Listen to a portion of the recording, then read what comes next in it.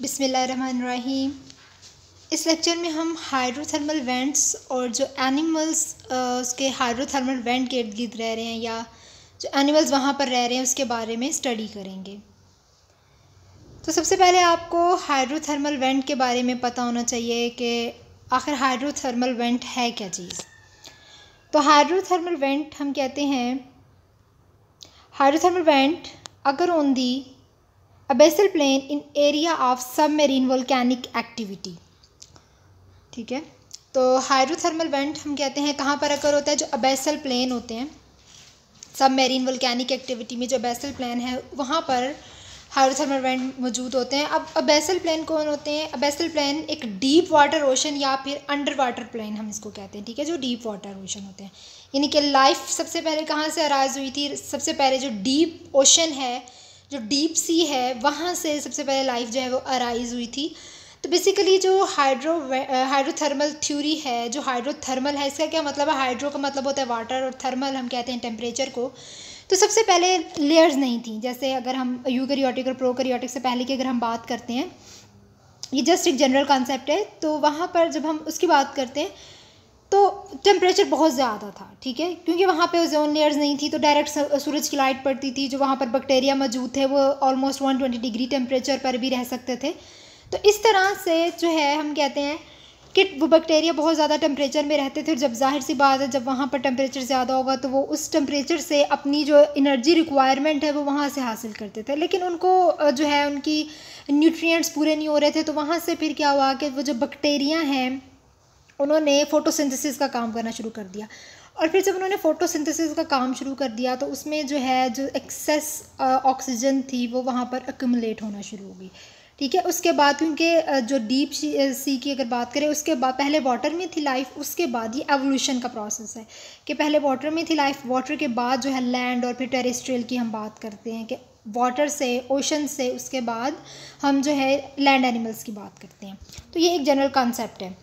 ठीक है, तो इसमें एंडोसिम्बियोटिक थ्योरी और हाइड्रोथर्मल थ्योरी ये एक एवोल्यूशन में पढ़ते हैं।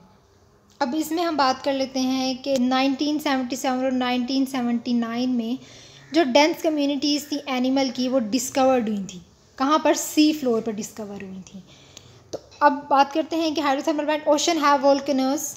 अब वोल्केनिक और वोल्केनोज हम किसको कहते हैं? इसको बेसिकली उर्दू में हम जैसे कहते हैं आतिशफिशां। अक्सर जैसे जब वोल्केनिक की जब बात करते हैं, जैसे ज़मीन की अगर हम बात करते हैं, ठीक है, कि जो हमारी आउटर मोस्ट अगर हम बात करें पार्ट ऑफ अर्थ, तो वो लिथोस्फेयर कहलाता है। The outermost part of earth is known as the lithosphere and it is divided into number of tectonic plates. अब वो जो लिथोस्फेयर है वो बहुत ज़्यादा प्लेट्स में डिवाइड हुआ है। तकरीबन 7 हम प्लेट्स की बात करते हैं कि कितनी प्लेट्स हैं? 7 टेक्टोनिक प्लेट्स हैं। अब ये जो हमारी अर्थ है, हमारा अर्थ क्रस्ट है, ये टेक्टोनिक प्लेट्स में डिवाइड हुआ होता है और वो टेक्टोनिक प्लेट्स फिर मूव करती हैं, एक दूसरे के साथ इंटरेक्ट करती हैं।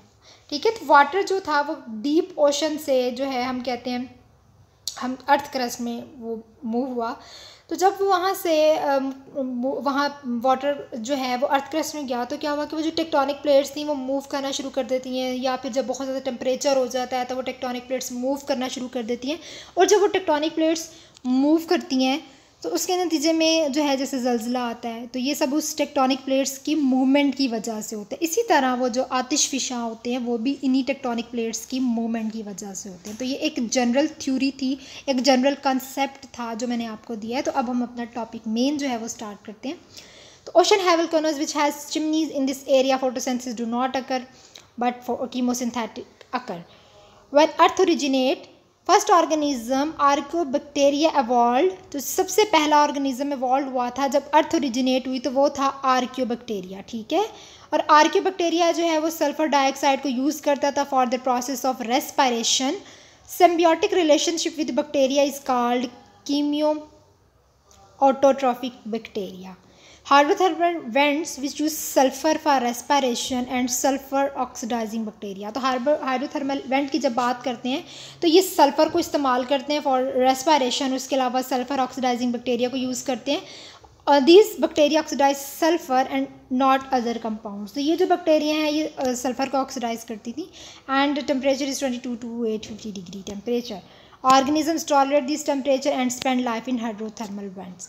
They can survive in harsh environment. तो यहाँ पर जो एनिमल्स होते हैं वो बहुत ज़्यादा हार्श इन्वायरमेंट में भी सर्वाइव कर सकते हैं, ठीक है। बेसिकली हाइड्रोथर्मल वेंट की अगर आप डेफिनेशन की बात करें कि अगर आप हाइड्रोथर्मल वेंट को डिफाइन कैसे कर सकते हैं, what is the hydrothermal vent, what is the hydrothermal vent theory, here is the theory कि the hydrothermal vent is a fissure in a planet surface from which geothermally heated water issues. ये मैंने आपको चीज़ें बता दी हैं जहाँ पे हम हीटेड वाटर जो है वो हीटअप होता है उस टेम्परेचर की वजह से, ठीक है। तो ये वहाँ पे उस प्लैनेट सरफेस पे हम जो है कहते हैं कि वो हाइड्रोथर्मल वेंट है। Common land types include hot springs आते हैं, उसमें गेसर्स वगैरह आती हैं। This commonly found near volcanically active places. Volcanically active places पे ये पाया जाता है, उसके करीब या उसके पास हम कहते हैं ये पाया जाता है। एरियाज, कौन से एरिया जहाँ पे टेक्टोनिक प्लेट्स मूव करती हैं। वोल्केनिकली एक्टिव प्लेसेस वो होती हैं जहाँ पे टेक्टोनिक प्लेट्स मूव करते हैं, इस सारे को हम हाइड्रोथर्मल वेंट कहते हैं। Some of the submarine hydrothermal vents host complex immunities fuelled by the chemical dissolved in the vent fluids. और यहाँ पर कुछ सबमरीन जो हैं एनिमल्स भी पाए जाते हैं इन हाइड्रोथर्मल वेंट्स में। कुछ इस तरह का ये स्ट्रक्चर होता है, ये टेम्परेचर बताया हुआ है, ये सी वाटर अंडर सी वाटर है। यहाँ पे ये एवॉल्व्ड सी वाटर प्लूम, और टेम्परेचर ज़्यादा हो जाता है फिर वो एक लावा बन के निकलता है। यहाँ पे जैसे ये एक लावा बन के निकल रहा है, जब टेक्टोनिक प्लेट्स मूव करती है बहुत ज़्यादा हाई टेम्परेचर हो जाती है। वैसे अगर हम डायरेक्ट सनलाइट की बात करें तो डायरेक्ट जब सनलाइट पड़ती है तो लाइफ कैन नॉट एग्जिस्ट, ठीक है, क्योंकि वो इतनी ज़्यादा तपिश होती है। तो इन सारी वजूहात की बिना पे पहले ओजोन लेयर नहीं थी, फिर ओजोन लेयर आई, फिर उसके बाद लैंड एनिमल्स, और फिर उसके बाद यूकैरियोट्स, फिर ये एक सिलसिला चलता गया और ये सारी चीज़ें हम एवोल्यूशन में पढ़ते हैं, ठीक है। तो अब हाइड्रोथर्मल इकोलॉजी क्या है। The water from the hydrothermal vent is rich in dissolve mineral. तो जो वाटर हाइड्रोथर्मल वेंट में है उसमें क्या है, वो उसमें बहुत ज़्यादा मिनरल्स हैं जो कि लार्ज पॉपुलेशन को सपोर्ट करते हैं। बैक्टीरिया सल्फर कंपाउंड को यूज़ करते हैं, हाइड्रोजन सल्फाइड को यूज़ करते हैं, और फिर क्या प्रोड्यूस करते हैं, ऑर्गेनिक मटेरियल को प्रोड्यूस करते हैं, और इस प्रोसेस को कीमोसिंथेसिस बोलते हैं। अब यहाँ पर कौन से ऑर्गेनिजम्स पाए जाते हैं, जो लार्ज ऑर्गेनिजम्स यहाँ पे पाए जाते हैं उसमें स्नेल्स, श्रिप्स, क्रैब्स, ट्यूब वॉर्म्स आती हैं। उसके अलावा यहाँ पर आगे ये फ़िश की भी आगे टाइप्स बताएंगे जो यहाँ पर आती हैं, ठीक है। उसके बाद ऑक्टोपी आती है, ये इसका scientific name of form of food chain of predator and prey relationship among the primary consumers. The main families of organisms around sea floor vents are. जो मेन फैमिली जो यहाँ सी फ्लोर वेंट पर पाई जाती हैं उसमें annelids आते हैं, पोगोनोफेरॉन्स आते हैं, गैस्ट्रोपोड्स और क्रस्टेशियन वगैरह आते हैं। तो ये सारा हाइड्रोथर्मल वेंट का एक कंसेप्ट है। आई होप अब आपको इस कंसेप्ट की समझ आ गई होगी। मैंने कोशिश की थी कि आपको आसान लफ्ज़ों में इसको समझा दूँ कि इसको इसमें जो हाइड्रोथर्मल वेंट में क्या आता है। अब यहाँ पे जो हमारे टॉपिक में आते हैं कि एनिमल्स की भी हमने बात करनी है कि कौन से एनिमल्स जो हैं वो हाइड्रोथर्मल वेंट के अराउंड पाए जाते हैं। तो अब हम उन एनिमल्स की बात करेंगे। इसमें ये फर्स्ट जो 4 या 5 एनिमल्स हैं जो आपके नोट्स में नहीं हैं वो आप यहाँ से करेंगे, ठीक है। ये बहुत ज़्यादा इंपॉर्टेंट है, आप ये एनिमल्स लाजमी यहाँ से करेंगे। सबसे पहले अब हम ट्यूब वॉर्म्स की बात करते हैं। अब ये हम उन एनिमल्स की बात करें जो नियर हाइड्रोथर्मल वेंट हैं। Some of the most prominent marine creatures that live near hydrothermal vents and are Siboglinid tube worm, ठीक है। ये एक फैमिली है इसकी, which root themselves to the ocean floor growing up to 6.6 feet in length, ठीक है। इसकी ये लेंथ 6.6 फीट होती है और ये बहुत ज़्यादा हम कहते हैं एक प्रोमिनेंट मरीन क्रिएचर है जो हाइड्रोथर्मल वेंट के करीब पाई जाती है। They lack a digestive system absorbing all of the nutrients from bacteria living within their tissues, ठीक है। इनके टिश्यूज़ में हम कहते हैं जो बैक्टीरिया ये वहाँ से सारी न्यूट्रिएंट्स को absorb करती हैं। Chemotrophic bacteria that convert hydrogen sulfide into organic substances। यहाँ पे जो कीमोट्रॉफिक बैक्टीरिया हैं वो क्या करती हैं, हाइड्रोजन सल्फाइड को कन्वर्ट करती हैं, किस में, ऑर्गेनिक सब्सटेंसेस में कन्वर्ट करती हैं। और ये बहुत इंपॉर्टेंट है, ठीक है। कुछ ऑर्गेनिज्म में ये बहुत ज़्यादा इंपॉर्टेंट है और ये हाइड्रोथर्मल वेंट की ये हम कहते हैं हैबिटेट है।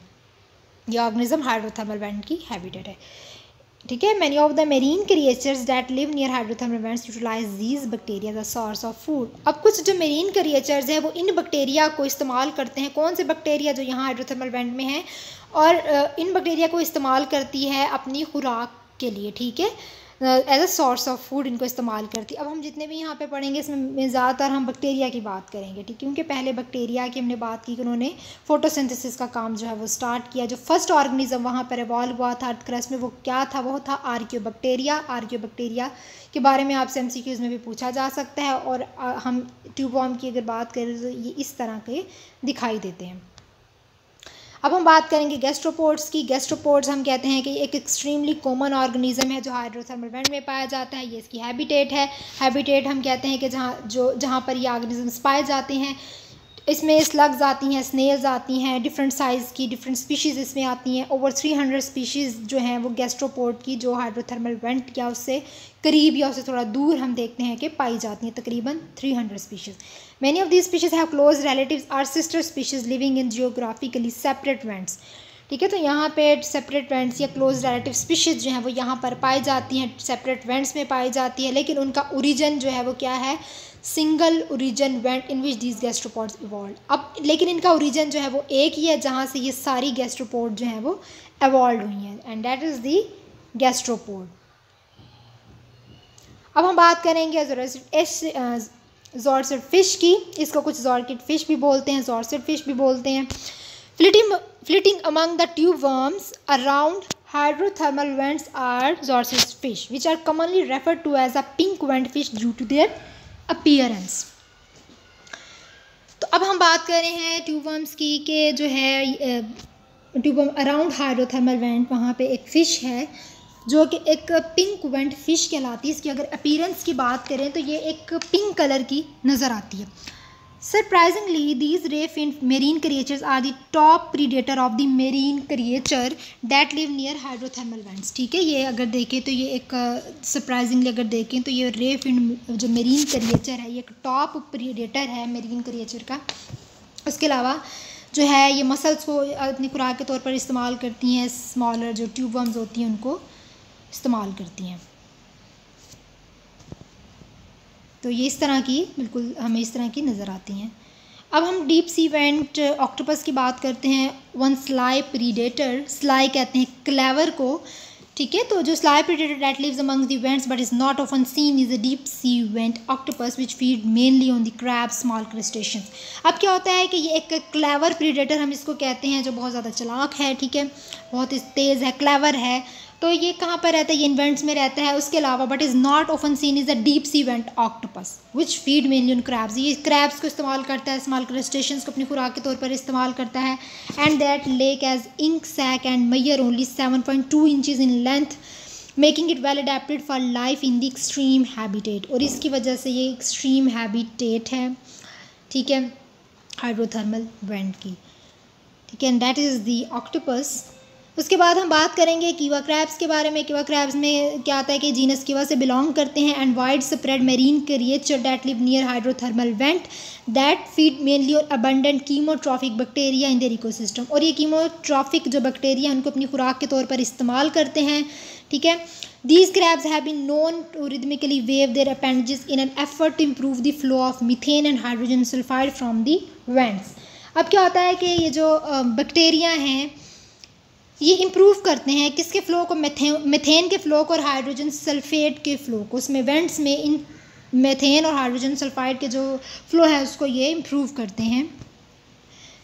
इसके अलावा ये क्या करते हैं कि ये अमाउंट ऑफ जो फूड अवेलेबल है उसकी अमाउंट को भी इंक्रीज़ करते हैं और keep the crabs main food supply abundant, ठीक है। ये फूड सप्लाई के तौर पर भी काम करते हैं। अगर इसकी डिस्कवरी की बात की जाए तो it was colloquially named the Hasselhoff crab. इसकी वजह से इसका नाम जो है इसको दिया गया है as an homage to former Baywatch star David Hasselhoff due to its luxurious coat of long hairs. क्योंकि ये जो बेवेज स्टार डेविड हैसलहूफ है इसके लॉन्ग हेयर्स है, लग्जरियस लॉन्ग हेयर्स, तो इसकी वजह से इसको जो है वो यूनिक नेम दिया गया क्योंकि ये बिल्कुल इस तरह के इसके जैसे ये हेयर्स यहाँ पे नज़र आ रहे हैं लॉन्ग हेयर्स की तरह के, तो इन सब की वजह से इसको नाम दिया गया। अब कुछ और एनिमल्स हैं जो हाइड्रोथर्मल वेंट्स के हम पढ़ते हैं, ये आपको नोट्स दे दिए गए हैं ये वाले। इसमें हम सबसे पहले एल्विनेला पोमिजाना की बात करते हैं। पोमिजाना यहाँ पे ये क्या है कि that live in the Pacific Ocean and they are called the bristle worms. इसको ब्रिसल वर्म्स कहा जाता है, ठीक है। ये कहाँ से बिलोंग करते हैं, बिलोंग टू पेम्पी वर्म्स। उसके अलावा अगर इनहैबिटेंट की बात करें तो ये पैसिफिक ओशन में पाए जाते हैं near Costa Rica. Costa Rica जो है ये एक कंट्री है, कंट्री किसका है, कंट्री है सेंट्रल अमेरिका में, ठीक है, sorry country in central America, ठीक है, तो ये सेंट्रल अमेरिका में है। दे वर डिस्कवर्ड इन 1980, तो ये जो है डिस्कवर हुआ था 1980 में। और इसकी लेंथ की बात करें तो 13 सेंटीमीटर इसकी लेंथ है। एडेप्टेशन में क्या है कि ये कितने टेम्परेचर पे रह सकता है, 22 से 80 डिग्री पर। But how they survive in high temperatures, किस तरह ये हाई टेम्परेचर पे सर्वाइव कर सकता है, वो इस तरह, क्योंकि इनका सिम्बियोटिक रिलेशनशिप है बैक्टीरिया के साथ। ये म्यूकस को सेक्रीट करते हैं to their back to feed bacteria, ठीक है, म्यूकस सेक्रीट करते हैं। उसके अलावा in turn bacteria produce fleece like covering which can protect them from harsh covering, बिल्कुल जैसे फ्लीज हम कहते हैं पिस्सू को, ठीक है, तो बिल्कुल इनकी फ्लीज लाइक कवरिंग होती है जो कि हार्श इन्वायरमेंट से इसको प्रोटेक्ट करती है। It can also get some degree of insulation by process dissipation, ठीक है, तो ये डेसिपेशन हम कहते हैं कि बिल्कुल डेसिपेट होना, डिसअपीयर, तो यहाँ पे इंसुलेशन के प्रोसेस की भी बात की गई है। उसके अलावा it has feather shaped head, ठीक है, इसके फीदर शेप्ड हेड होते हैं, ये इस तरह का दिखाई देता है,